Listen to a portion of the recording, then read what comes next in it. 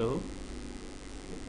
So, um, we are trying to define neo-colonialism as a relationship between uh, uh, a colonial master and uh, a former colony, continuing from where it left off after independence. So that has been the story of African country. And like we were trying to say yesterday, that look, this colonial master didn't want to let Africans go. It was not something they really wanted to do. It was just something that happened. It happened, and then African countries had to go. And all these happened in the 1960s. A lot of countries, Ghana in 1960, Nigeria in 1963, a whole lot of them. I think the most recent was South Africa, in 1990, 1991. So, ladies and gentlemen, it didn't stop there. It continued. Like, for example, the Francophone countries, neo-colonialism was actually just straightforward, institutionalized. In terms of judiciary, currency, everything is still being run by France. I mean, one of the most basest example of neo-colonialism in the 21st century is France, controlling a currency being used by 22 independent nations, and that is in 2023. And a bulk of these nations are in Africa. So, in modern day, neo-colonialism takes the form of economic imperialism, globalization, cultural imperialism, and conditional aid to influence and control a developing country. Now, the word neo-colonialism was first used by John Paul Sartre. You remember John Paul Sartre, the absurdist? He was the first to use neo-colonialism as a form of control, as a form of control. And Nkrumah, former, I think the first president of Ghana after independence, used it in his book, trying to tell Africans in the 60s to be careful. Now, these guys didn't want to give you independence. They didn't want to let you go as slaves. So, neo-colonialism is the continuation of imperialism. So, we must understand that they don't want to go. We tried to trace it yesterday, how much aid the British bring to, say, a country like Nigeria, and how much they garner in return in form of largesse given to their companies by government that they support. I don't want to use the word. I'm trying to avoid to use the word. But these governments that are in most African countries being aided and abated by foreign colonial or imperialist power are governments that are not supposed to be there. And you come to Africa, you see a president who's been there for 23 years, 33 years. It's been there. Like Togolese government. You go to the Cameroonian president.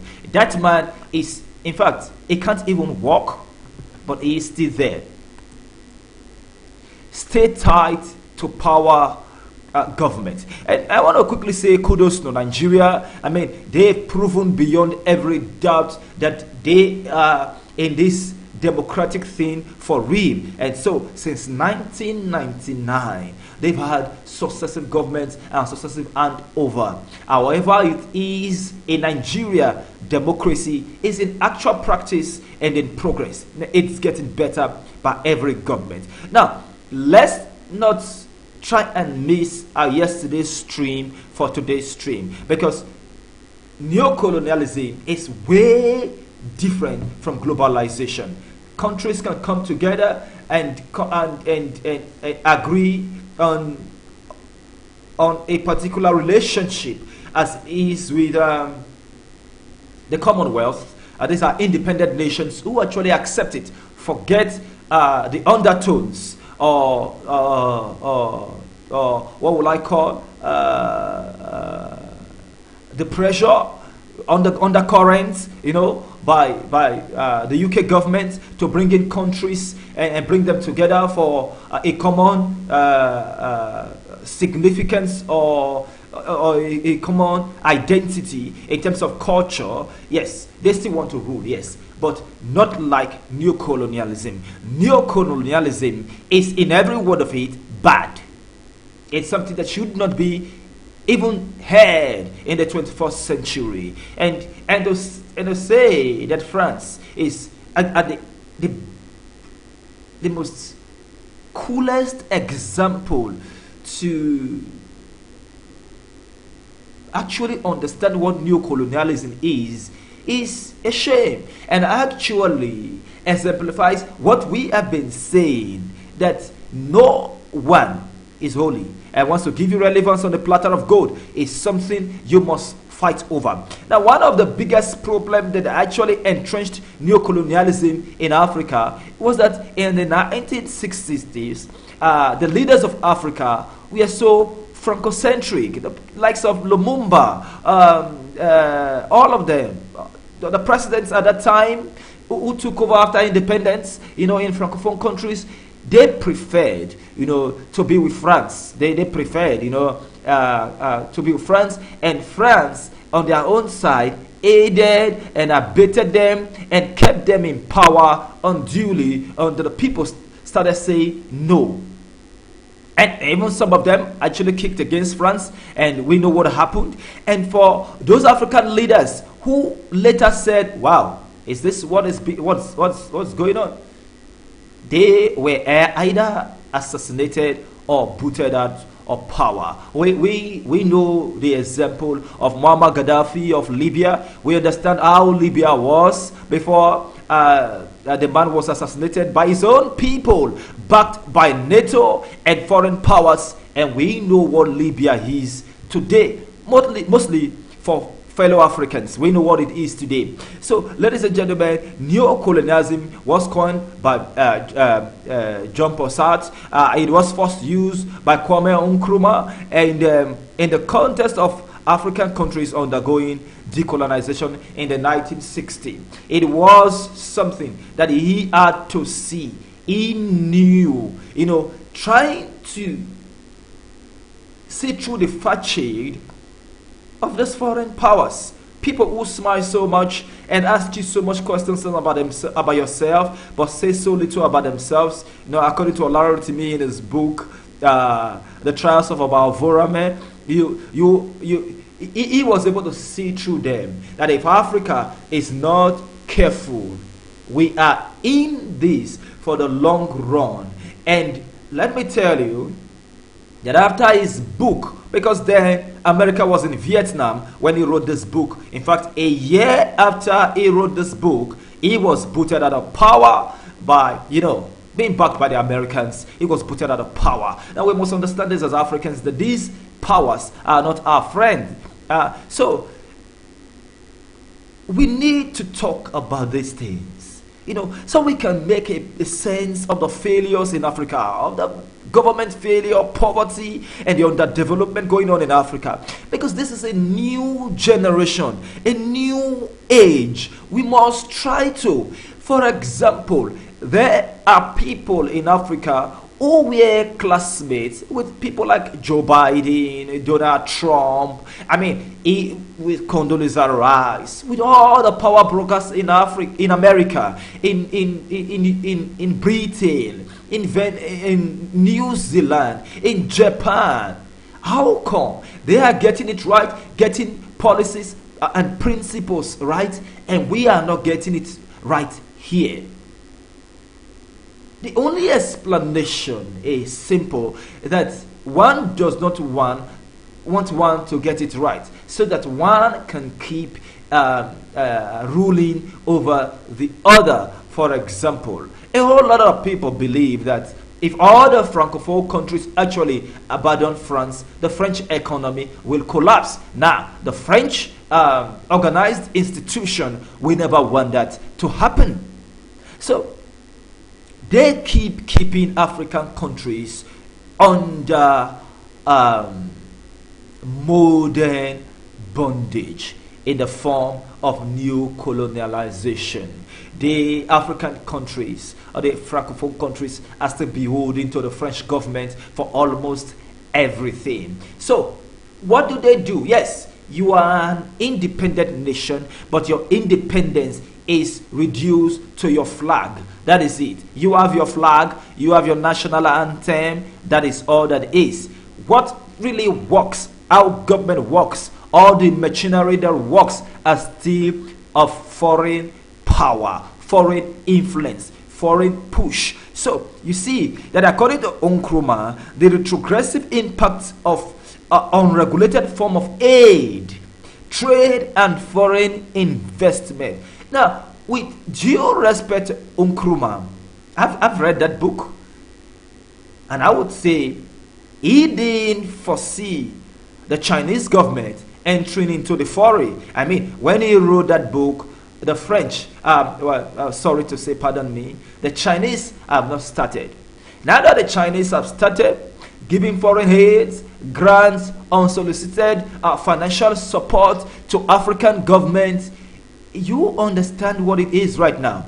That portions and swaths of land in countries are already being seized by China. In Africa, there is a police station in Africa meant to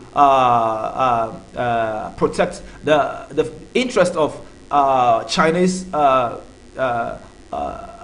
experts in Africa. So I mean that brings to my remembrance, there was an issue in one of this African countries. I don't want to say the name of the president because it is a big slap.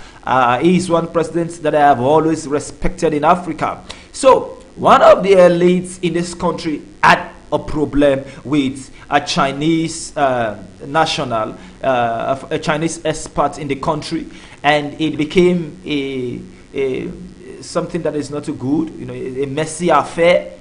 And the president asked the African elite to apologize to the Chinese national in his own country. And people were astounded. But if you look beyond that incident and try and imagine the Chinese influence in that country, you would know why.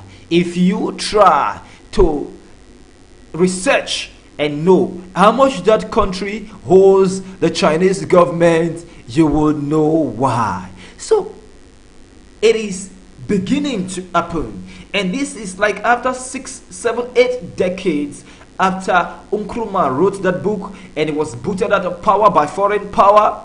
You will understand that that book is still very relevant today.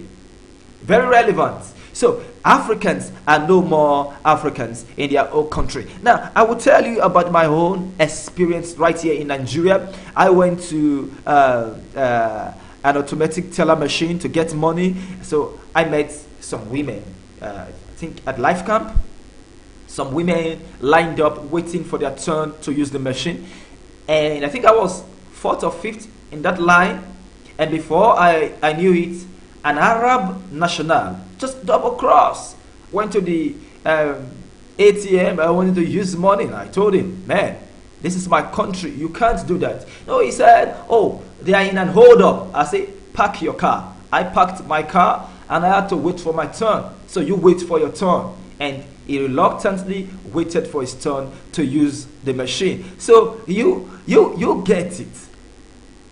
That we are Africans in Africans, but we are still sub-nationals in our own country. Why? Because it is there is no place on earth where it will be good for to be a slave. There is no way. Whether you travel to America and you're complaining every day of racism, there are racism here. Here in Africa, there are favoritism. I mean, the white national in your country is more favored, more guided than you. So it is not new or strange in Africa for you to see policemen, law enforcement agencies carrying their guns and guiding these foreign nationals everywhere. Yeah, it is a normal thing. So you see, the fact that most country sovereignty has been reduced to mere flag after independence, because they are being undermined by external policy interference and economic control. Why is this so? Because he who pays the piper dictates the tune. Money, politics, money. In fact, I want to give kudos to Kenya. When I try to compare their electioneering process with that of Nigeria, I have to give kudos to Kenya. It means in Kenya, it is not money politics. I had a friend who had just bicycle during campaign, and then he was able to win, I think, as a mayor, as a mayor of a county, in Kenya. In Nigeria, my country, you dare not. You must have something like 200 million, 300 million before you can begin to think about even running for a local government chairman. In fact, the money you use in buying beer and roasted meat for meetings is more than the money they use in other countries to run for elections. So you see, money politics, foreign donors, foreign interest is what guides our politics in Africa and in Nigeria. And lastly, on the stream, is the concept of neo-colonialism means that the termination of colonial rule does not mean that colonial exploitation has stopped. Rather, as in the case of France's exploitation of African countries, it has now been institutionalized, and we Africans have learned to kowtow, to accept the status quo. You dare not talk about it. If not, you'll be kicking against a brick. You see the activities of these foreign powers in Africa, how they exploit our oil, how they take our lands. In fact, it's on account that Britain and their companies controls a land space that is 4 times the size of Britain outside Britain. Ladies and gentlemen, that has been our stream today. We pray God that Africa gets better. Please subscribe to our channel and share this video. Drop a comment. If you are from African country, if you are from any African country, and you want to share with us how these foreign powers bamboozle people in your country, please drop a comment with us, and together we will discuss this in our coming stream. Tomorrow is another day. Please keep it real, keep it tight with us, and help us grow. Introduce the channel to people, and together we can build a world that we are proud